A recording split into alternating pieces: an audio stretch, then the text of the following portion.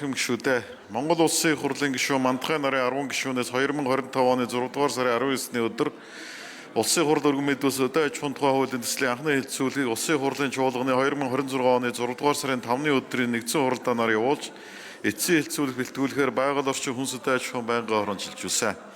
Байгаль орчин хүнс өдөө аж ахуйн байнгын орон 2026 оны 6 дугаар сарын 10-ны өдрийн хуралдаанаараа дээр хуулийн төслийн эцсийн хэлэлцүүлгийг Монгол Улсын их хурлын чуулганы хуралдааны дэгийн тухай хуулийн 42 дугаар зүйлийг баримтлан явуулсан болно. Улсын хурлын чуулганы нэгдсэн хуралдааны анхны хэлэлцүүлгээр олонхны дэмжлэг авсан саналыг төсөлд нэмж тусган төслийн хэл зүйн найруулга, дистралал, зүйл хэсэг, заалтын дугаарыг нийцүүлэн өөрчилж эцсийн хэлэлцүүлэгт бэлтгэсэн төсөл болон хуулийн төслийг эцсийн хэлэлцүүлэгт бэлтгэсэн тухай танилцуулгыг та бүхэнд хүргүүлсэн. Улсын хурлын эрхэм гишүүдээ өдөө аж ахуйн тухай хуулийн төслийг эцсийн хэлэлцүүлэгт бэлтгэсэн төсөл болон хуулийн төслийг эцсийн хэлэлцүүлэгт бэлтгэсэн тухай танилцуулгыг хэлцэн шийдвэрлэж өгөхийг та бүхнээс хүсье анхаарал тавьсан баярлалаа.